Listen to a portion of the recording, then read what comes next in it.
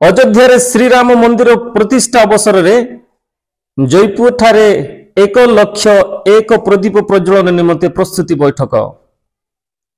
आसंता January मास 22 तारिख सोमवार दिन अयोध्या राम मंदिर प्रतिष्ठा निमंते जयपुर पावर हाउस छक हनुमान मंदिर निकट में 1,01 दीप प्रज्वलन करिवार आयोजन करा जायछि।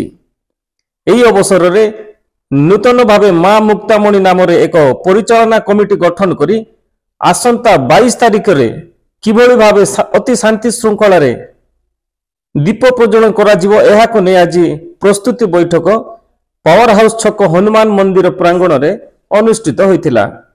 मां मुक्तामणि कमिटीर परिचालना सभापति भारती नायकଙ୍କ सभापतित्व रे आयोजित बैठक रे कमिटीर अन्य सदस्य मानक मध्यरे दीप्ति सिंह, रुचि पात्र, संगीता नायक, विष्णु पात्र, शिफाली सुक्री प्रमुख उपस्थित थिले। एथि सहित Koraput fitness and body building association proprietor of muscle warrior gym रो सभापति संतोष नायक, साधारण संपादक संतोष महापात्र, कोषाध्यक्ष प्रताप चंद्र नायक प्रमुख आज संतोष तो आज गोटे नूतन ट्रस्ट गोटे ओपन कल जोटा मुक्तामणि फाउंडेशन बोली एक्चुअली से मो माँ ना आज गोटे फाउंडेशन आम क्रिएट कर द्वितीय जिनसा है आगामी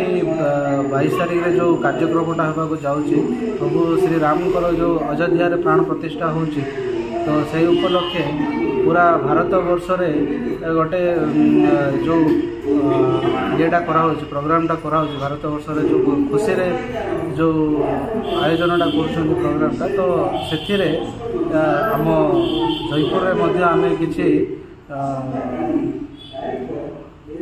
जो शोभा यात्रा जो आरंभ होता जयपुर सब